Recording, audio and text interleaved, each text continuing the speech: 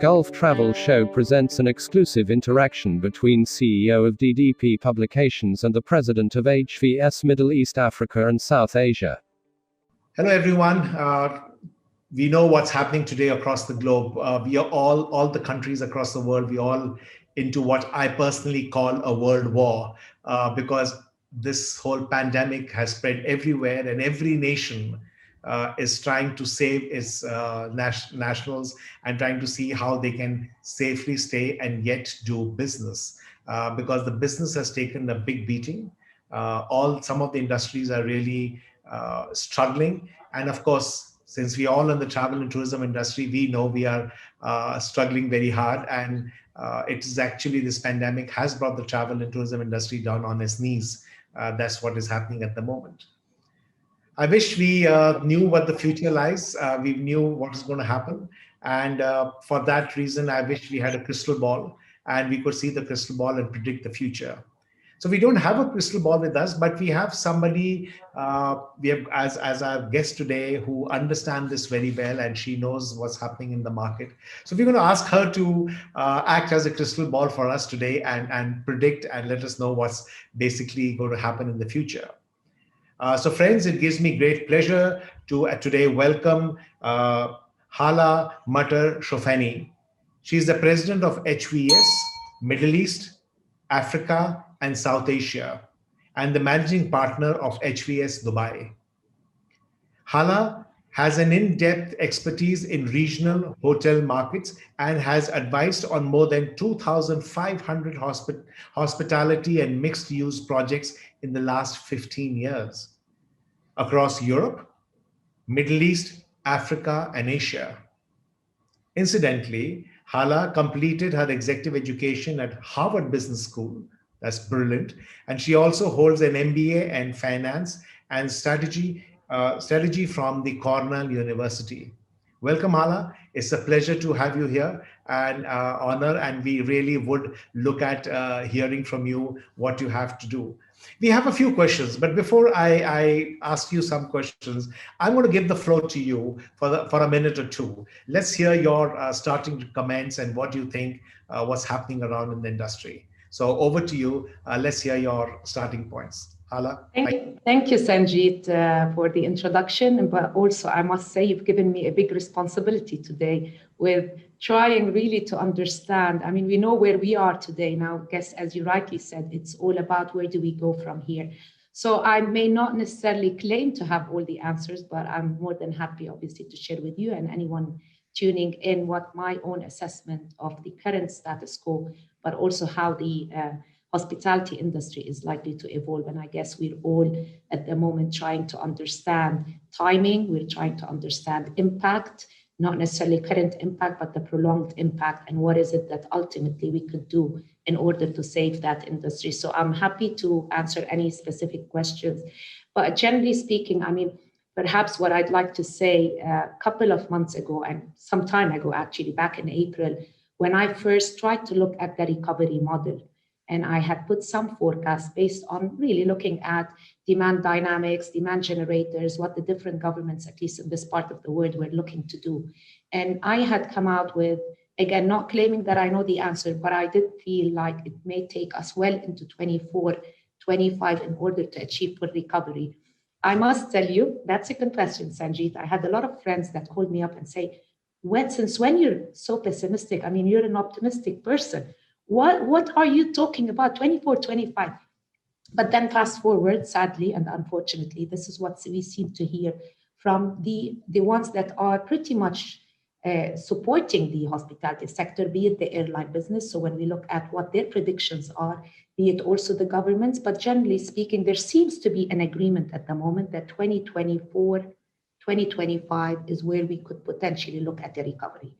So at that point, I would like to start by saying it has nothing to do with being pessimistic, but rather I believe that we really need to know what the challenges are over the next 2 to 3 years. So as investors, as developers, we can plan accordingly. So being more, I would say, realistic is what we need to do. At the start of this, I want to say we will all continue to travel. And offline, we were talking about revenge, Sanjeet, what we call now the revenge bookings and revenge travel and revenge socializing. And that is true because people are frustrated and people want to be out and about. So there is an element of this. We will continue to travel, but there are certain changes in behaviors that we also have to factor in if we are to have a long-term strategic view on how the travel industry will be impacted by this, but also moving forward by changing preferences. Hala, okay, don't say everything because I really want to ask you some of the questions that Sure. I'll pause here. And I agree with you, what you're saying about 24, 25, because I've been speaking to some other countries and UNWTO, and they actually said that they were looking at a 7 years time to go back to the 2019 figures. That's what they had predicted. Well, it's going to keep changing. And I think once the vaccine comes out, things will change again. So we'll have to wait and watch. Well, this actually brings me back to my first question, actually, which I really want to ask you is, everybody's talking about a new normal, things will change. We all been, especially in the hospitality industry, I think they really have to do a lot of changes and all that. But what do you think so are the current hospitality trends in the region? Would these, what I'm going to say is not, let's forget the past. Let's talk about today and going forward. What are your, and if you compare them to international strength, where does the Middle East or this whole MENA region stand? And what do you think is going to be the future way, the way forward? So I personally think when we start perhaps at the global level, what we are currently facing in terms of trend or impact is very much on par when I speak to my counterparts, whether in the Americas or Europe or elsewhere in Asia. And that is, where have we lost business? What can we anticipate and where the pressure lies? But more specifically, when we start looking at the regional differences, one thing is definitely, I wouldn't call it a trend, but a segment that has emerged really strong is the domestic tourism. So if you allow me, I just want to spend time talking about this because this is a very important trend that perhaps in this part of the world, we never looked after sufficiently. Specifically in the GCC, the focus has always been on the international market, whereas if we take the example of this summer, and it's good enough that we're now at the end of the year so we can look back, markets that performed well or better were those that could either create a domestic tourism or had domestic tourism to capitalize. The likes of that is the US definitely, to a large extent Europe, including the UK, also in Asia. Now, down in the Middle East, we have seen suddenly domestic tourism really provide a lot of room nights in Saudi Arabia, to the extent of room nights where you didn't actually have enough sufficient supply to provide for these room nights. And that is homegrown, reliable source of business. My personal view also is that Saudi in general, they've realized that this is a market, it's a substantial market. I mean, people didn't travel out, people did travel within the country, and that has supported their tourism. So in this part of the world, I personally think there's going to be in the future more focus on how do we create domestic tourism.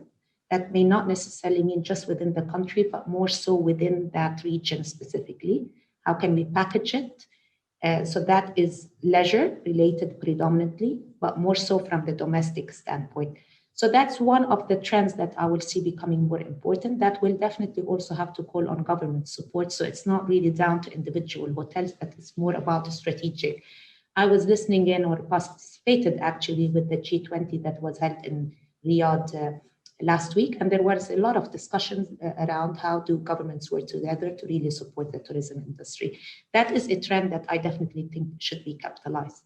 The second trend that we've observed, again, in the Middle East, but elsewhere, is those resort hotels or adventure product, whether we call it adventure, we call it remote, we call it exclusive. I mean, we can decide on the terminology. The idea being that it's much more exclusive, it's much smaller, so you're not in your traditional hotel with 1,000 check-ins and out, but rather you are somewhere remote. Resorts that were able to offer this facility are still running to date with 90% occupancy. Actually, they have naturally been transformed into people just checking in for 2 weeks and getting away. So that is also a trend that personally I think is here today, but will continue, because this is what the new generation also will look to actually book and stay at. So from a development perspective, it is focusing beyond the traditional corporate hotel, and we'll talk about the corporate segment in a second, but rather into more how do we create experiences, smaller properties, more remote locations. So that really helps the development of the entire country rather than the capital cities. And the visible trend that unfortunately is going to be a real challenge, and while it will come back to a certain degree, is the reduction in the corporate commercial segment. I didn't use the word fundamental change because we will still travel for business and we will still want to have face-to-face meetings. However, I personally strongly believe that there is nowhere in time, be it 25 or 27 or 30, where that corporate market will continue to grow. And that could be many different reasons contributing into that. A, not the least being the fact that we've realized we can do a lot of work from wherever we are. But B, more importantly, I think that the companies' budgets have been quite exhausted at the moment. And with the uncertainty and the economic outlook, it's going to be a very long time before the large corporations have the ability to financially support international or regional travel. So that is the trend, that the corporate segment will be considerably reduced, which is a big question mark, frankly, for mostly the city type of hotels and those with large inventory, which again, as you know, in this part of the world, 250, 300 keys is typically what a hotel size. And this is a lot of rooms to fill up if you are specifically focusing on that segment. True. I agree with you 100% on the domestic part of it to really go through. And I would also go, if I may add to what you said, is I think more than anything else, the domestic tourism also give confidence to the international tourists to say, okay, if their locals are traveling so much and they're using their properties and hotels, then it's safe to travel to those countries. So it's also a confidence building exercise, like I would basically say. Yeah, absolutely. And Sanjeet, if I can add to that, because this is also what we've seen in terms of tourism and the latest trends in tourism or travel and tourism in the last 5 years, it's the incorporation of the culture into that experience. We have seen the rise in people taking trips where they really want to experience and be part of the culture. So ideally, you want to end up staying in hotels where a lot of domestic tourism is actually utilizing these hotels. And this is how you can culturally actually engage in a meaningful travel experience. Okay, you mentioned a lot about a long staying and regional places and all that, but this brings me to a very important question is, and you also talked about what's happening in the business hotels in cities. What's going to happen in terms of pricing is concerned? Because every hotel has been looking at a certain price. So would this whole thing, long stays and not getting that kind of numbers, will this really reduce the pricing and all that? Would the cost come down? If the cost comes down, means profitability would come down, or how does the system work? I'm going to answer that assuming pricing in the terms of the rates being charged by hotels. That's what you're hinting at. So if we can just go back before the COVID 2020, if we can go back to 2019, what we have seen in at least the GCC, because when I talk about the Middle East, it's important also to factor in that a lot of those countries are either struggling through economic or political instability. So let's exclude them for a moment. In the GCC specifically, we have seen that despite the ability of the governments and the major airline to induce additional travel segments and bring in the business, the rate, generally speaking, has been declining. One, on account of oversupply, but also because there is much more affordable accommodation. So gone are the days when the hotels in the market pretty much could dictate any rate, and if you take it or leave it. So this is a trend that was worrying us, and back in 2019, I've highlighted that this is a serious concern, especially as we look at hotel valuations. What has happened definitely now during COVID is that these hotels that remained operational, 50% have closed down. Some of them are reopening at the moment. Those that remained operational, only very few really were able to position themselves as the getaway hotel, and they were able to secure occupancy as well as very decent rate. The majority of the others, they went out, understandably, with promotions and marketing and trying to just at least bring in people with very little left in the room rate, because with all the packages that were there, come and stay and get your F&B voucher, come and stay and get access to this. There was nothing left. Now, my concern, again, you could do that if it's, if it's a 3 month period, 6-month period, while you wait for the issue to resolve. With COVID and with this current circumstances, the fact that travel hasn't resumed internationally and globally by the end of the year, we're going to likely face this challenge for the next 12 and 18 months. It will not be profitable to continue operating in this model. And this is where these owners will seriously have to consider, and operators as well. Do we continue? Can we afford to continue? There's as minimum as you can charge, and there is as little as you can cut on your costs. I think for most part, the hotels are operating with very lean structure. They've reduced significantly their costs base, but I'm not sure whether there is going to be that point in time when a decision has to be made as to whether maintain the rate, even if we're going to have to lose, but we cannot afford to undersell, or alternatively close down in waiting, or potentially looking at converting the space. And there will be those instances in which a hotel is considered to be unlikely to ever recover to levels which would be satisfactory in terms of profitability, and could be an opportunity to convert that space into other type of uses. But what do you think are the majority of the hotels looking at? Are they going to say, let's reduce the pricing and get the people in, or do we maintain that and take the hit? Which way are they going? And again, this is quite a tricky question, I'll tell you frankly, because with the current circumstances, even if you were to discount, that doesn't necessarily going to mean that you're going to get the people to stay. And we've seen that, and we've observed that even with hotels that open. Even Emirates Airline, that day they made an announcement that they will be flying to different destinations, and they actually went, to support the travel by facilitating testing and tracing and the insurance on travel. It did obviously impact positively, but not to the extent where you would say this is sufficient to run a profitable operation. So I guess what I'm saying is, my concern is if you don't have the demand, there's no point discounting. And my advice usually is hold off discounting. If the demand is there, they would then afford a reasonable price point. But by discounting heavily doesn't necessarily mean that someone is going to make this booking. It is quite complex, because we did a guest and traveler sentiment survey a few months back. And to get people to actually engage in decision-making, to book a trip and to travel out, it is a very complex process that really depends on a number of family members getting comfortable with the travel, the flight, the corona. And they're so complex that the decision-making is not as simple as it used to be, unfortunately, in the past, that we've got a holiday coming up, let's book and travel. Okay, fair enough. I agree with what you're saying. Okay, but then this brings me to the biggest disruptor, which recent years, which the hotels are facing, was the Airbnb.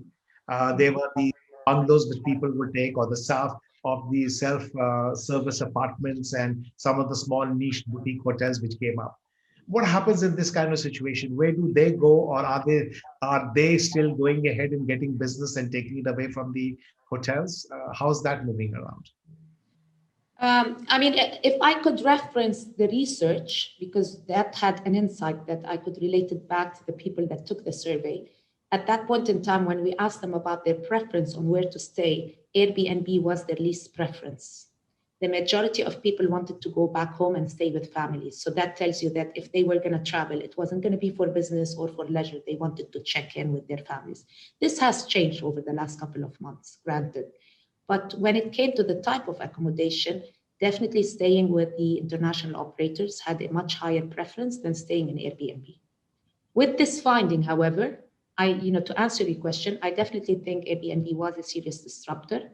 Again, it goes to say that this is not the very first challenge the hospitality industry is facing. We've been along the years facing those disruptors, and this is why we should be prepared that even if we overcome this today, we should be prepared for the next 10 years. But Airbnb definitely is gaining popularity, and more so over this summer, the choice has been, when people did travel, to stay at Airbnb whenever that option was available. It does seem to me, and that's a personal evaluation of what happened, if the government has been has been considered to have maintained the pandemic in an efficient manner, and there are policies in place, the operator versus Airbnb didn't play a key difference in the choice of the product. So the traveler had a preference to stay at the Airbnb, and it will continue to be the case. That's a, again, when we look at the potential competition, yes, they will compete, and there's going to be also more because the real estate market has come under a lot of pressure as well. So there's going to be more inventory, and therefore the pool of Airbnb is going to even grow larger. But I agree with what you're saying, but at the same time, don't forget the gain of Airbnb is the loss of the hotels to a great extent. But having said this, what about, for example, even now you say that people want to travel and stay in Airbnb. What happens to the pandemic in terms of the security or times of the cleanliness and whatever you have over here? So would Airbnb give you the same levels of cleanliness and hygiene compared to a hotel? If you allow me, not to answer directly this question, because it's going to be also a function of what security is in place towards hygiene and cleanliness at the Airbnb. So it is being assumed that any Airbnb that will be booked is on par with the hotel. So this is when I made the comparison. However, from a guest confidence standpoint, this is what I said earlier on. Guests were not comfortable staying at Airbnb because the perception of hygiene, of safety, of being monitored, and of implementing or following through is not as high as the hotels. Hotel operators within the first, say, 4 to 6 to 8 weeks have come out to say exactly what they intend to do, how they intend to address the challenge, and how they're going to intend to address the concerns of traveler. So it is valid in the sense that operators have been able to address better and provide that confidence to the traveler. This is at least in the short term. But however, in the longer term, say by mid of 2021, I would expect that as travelers become a bit more confident with traveling and also with the government implementation of certain security checks, that Airbnb will gain popularity again. The longer run, Airbnb was set to compete further with the hotel industry. Okay, let's move on now a bit on a different way. Before the pandemic actually hit us and the way things happened, I remember reading articles where they talked about a humongous amount of investment in the hotel projects. And in this whole region, a lot of hotel projects, hotel rooms were under construction and were being ready and to be made and to start work. What happens to them? Do they all stop? Do they continue? What's happening with the extra rooms and hotels coming up? So again, if I could take this discussion back 10 years to do some comparison, I remember back in 2010, we had very similar conversations about the UAE and specifically Dubai, when everyone was talking about the Dubai land and how many hotels would come into Dubai land and Sheikh Mohammed city and how many hotels would come in there. And I used to read 6-digit numbers about 100,000 more hotel rooms that will come into the market. And my view then was that it's great to be ambitious. The truth of the matter, if we get 40 to 50,000, which is roughly 40 to 50%, then I think this will be sustainable. Fast forward, of the 100,000 that were committed back in the days, only 40,000 or 45,000 hotel rooms came into the market. So it is not uncommon that these big numbers are out there. Because there are serious studies that will go to support them, or otherwise not to support the development opportunity. Some of these projects will never obtain financing, and some owners actually change their minds. So what's happening today in 2020, even if we weren't faced by COVID, the number of new supply, I would always halve it. So if we were looking at 20,000 hotel keys, I'd probably say 10,000 hotel keys. With the now COVID, my guess is those that are under construction will continue, because by the time they open, hopefully this is behind us. Obviously, they will have to rerun their whole financial model, because what they had expected in terms of performance is unlikely to be realized, at least in the near term. I wouldn't be surprised if a lot of other projects would be completely stopped or canceled. We have already had many clients write in to say that they've decided actually to put any plans on hold, which makes sense. But this is also market specific, right? So this may be the case for Dubai, whereas if we go to Saudi Arabia, We have been engaged in a number of destinations that last year no one wanted to even consider. And these are the secondary destinations of Saudi Arabia, including Al Ula, including Abha, including Baha. So the development pipeline there is going to look very, very, very different. And perhaps with the domestic tourism also giving them more confidence this summer, is that they realize that they can develop more. Elsewhere, my personal view is that any sensible owner will probably, if they haven't invested already the large chunk of their investment, that they would hold off any future developments. But with that said, I don't want to be misunderstood that there isn't a development opportunity. I still think the UAE and elsewhere in the region, identifying and building the right hotel product will have potential and will eventually become attractive and popular. It's just about what additional hotel supply do we need into the market? Where are the gaps and how are we going to fill those gaps rather than competing with the current inventory that is in the market? But tell me one thing, it's very well you that this is the way the fall is going to be, but don't forget a hotel project can take up to 5 years, sometimes maybe longer to really build. So if most of the people, because of the pandemic today, hold back and they don't invest anything, and let's say you have a gap of 2 years or 3 years before new investment comes into the whole thing, that means 5 years down the line or 4 years down the line, you will be in a situation where no hotel rooms would be available or all that inventory would be under construction. What happens in that kind of a situation? And with this, I want to add what you just mentioned. You need to be very specific, but most of the hotels usually like to come up in the higher category where they can be well branded and well recognized. So how does this fit in? Right. So on the second question with regards to branding, and it is also common, we've seen it in developing markets. I've seen it personally back in the days when I worked in Europe, and then I went on to work in Asia before I arrived here in Dubai. So it's not uncommon that you tend to develop the high-end segment initially. Also, when we look at the ownership structure in this part of the world, it's not unusual to actually see that a lot of those properties are a luxury and a high-end. That speaks to the vision of those kind of owners. With time, as they were looking to increase foreign direct investment, we have seen the entry of other type of asset classes, be it the budget, be it the mid-scale, be it the extended stay, or also the 4-star. And more recently, the different type of adventure or ecotourism type of development. So my guess is that there is much more sophistication at the moment.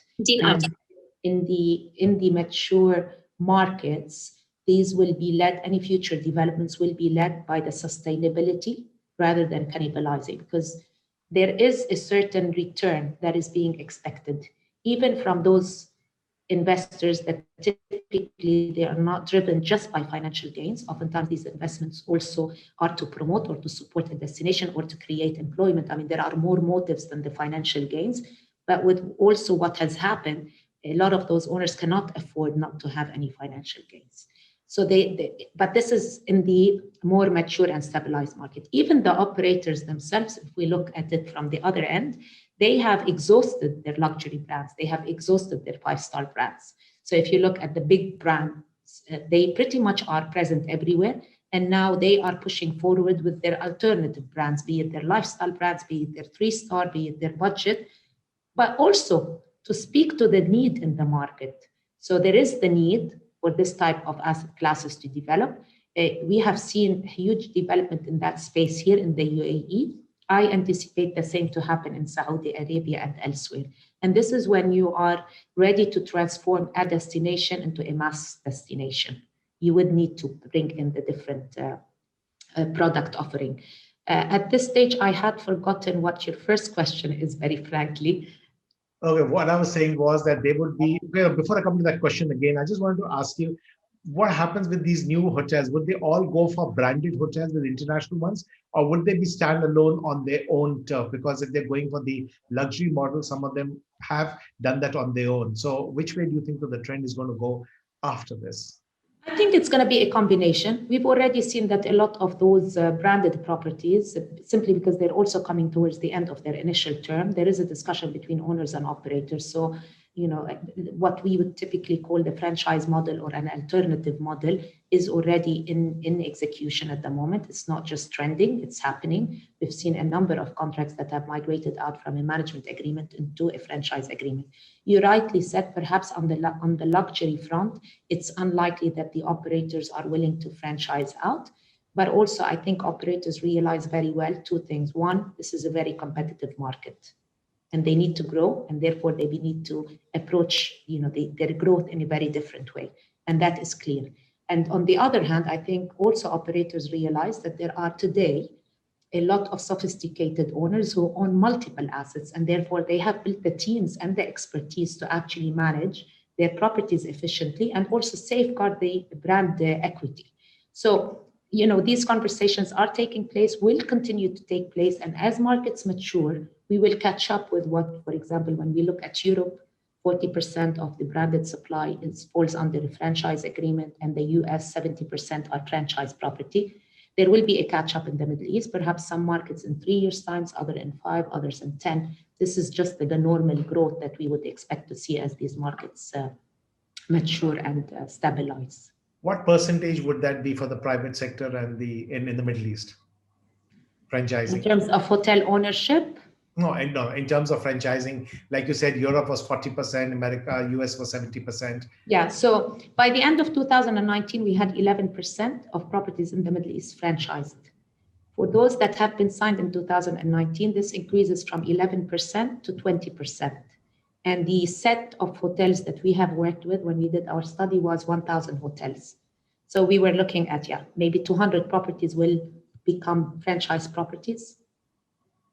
Okay. Now I'm going to take you back to the same question which I had asked earlier. There is this huge problem where the owners who have spent money on various properties and building hotels and all that, are either stalling it or going slow or taking their own time.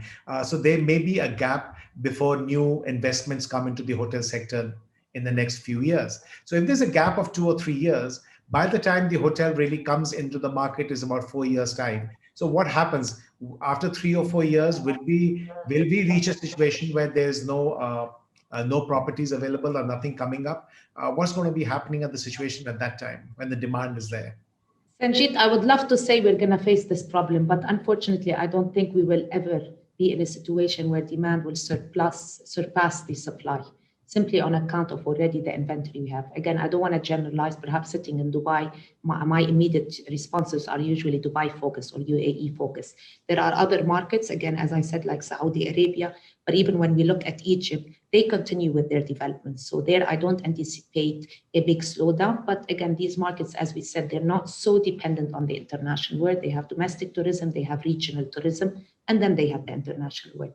But if ever we are to face this problem, which again, I don't think will be a problem, frankly, because some developments will continue to happen, and we will catch up between the supply and demand. We have to remember that there is a lot of real estate, specifically residential, where it's also facing oversupply situation.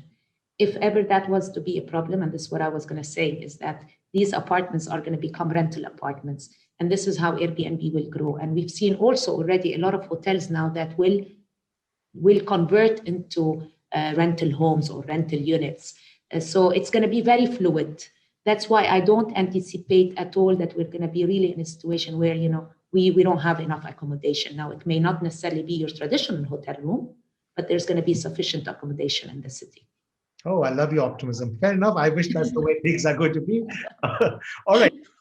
I know we're running short time, but I want to move on. I want to ask you something which is a little different, more towards the consumer today. We see the airlines today. They have done a lot in terms of campaigning and promoting safety while flying. Everybody now is pretty much under the norm that yes, if you take your precautions, it's actually safe to fly. But when it comes to hotels, the hotels movement, some of the hotels have done well, a lot of them have not done well, but this whole momentum has not taken off really the way the airlines have taken off. What are your thoughts on it? How should the hotel now market itself to the consumer, ultimate consumer now? It's a very tricky situation for hotels. I mean, typically we go to hotels for a purpose, and that's predominantly socializing. And this is why hotels, especially in this part of the world, they have so much public space and F&B areas and lounges and pools, and the whole idea is socializing. I think I ask myself this question: if the hotel is no longer going to become or be perceived as the socializing hub, why do we go to this hotel? And this is to answer that, although I'm not necessarily agreeing that hotels didn't do what it takes to assure the guests, I think with the airline industry, it's very different. With the airline industry, the whole process is about airport, where you can have very strict protocols in place, and you're stuck on a plane. Now, it could be 4 hours or 10 hours, but you are under immediate supervision. And for you to be told off for socializing is acceptable.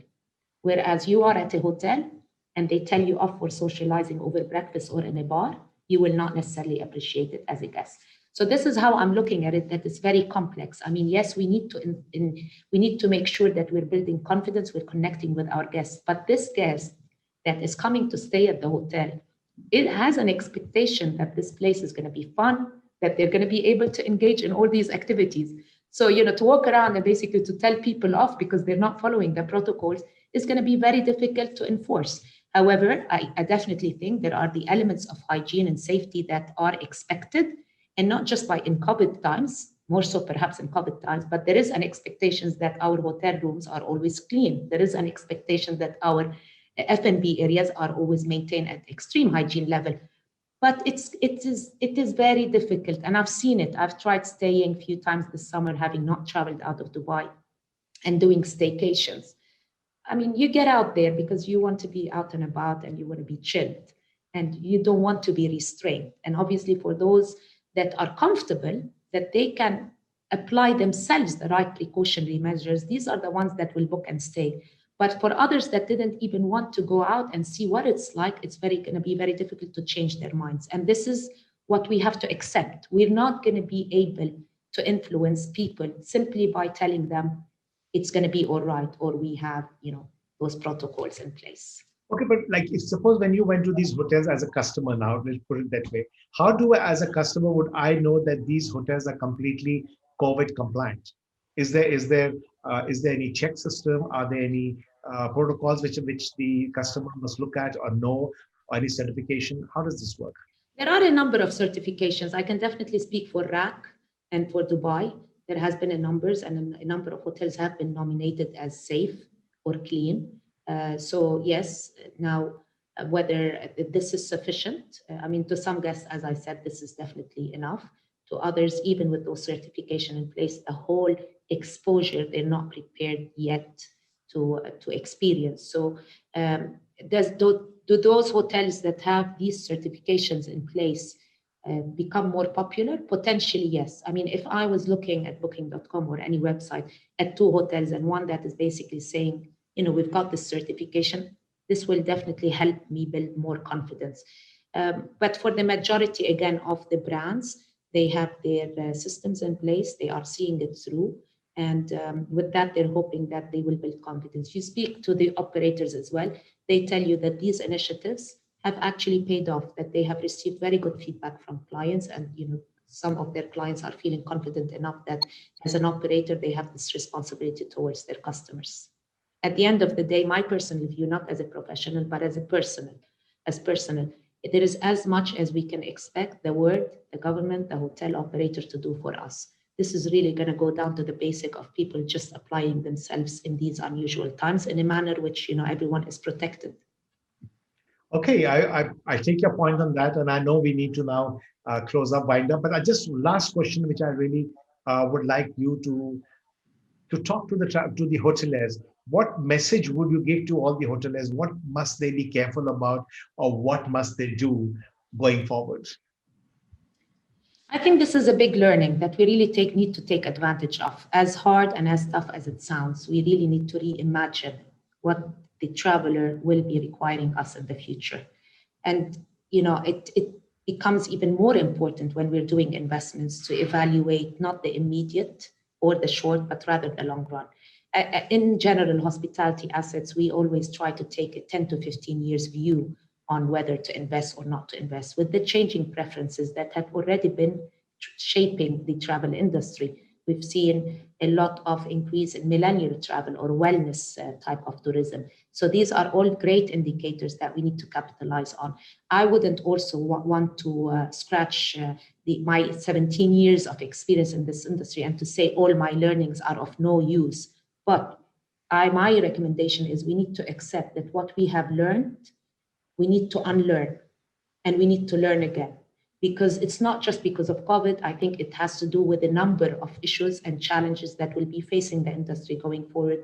We need to reimagine the industry for operators. They need to become much more lenient.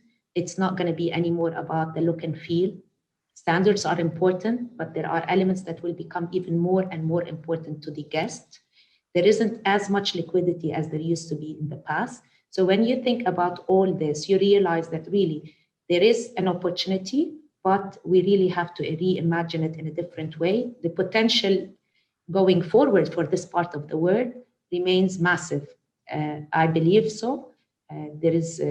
We still account for only 7% of the international travel into the Middle East. So this 7% should grow to 10 and eventually to 15%.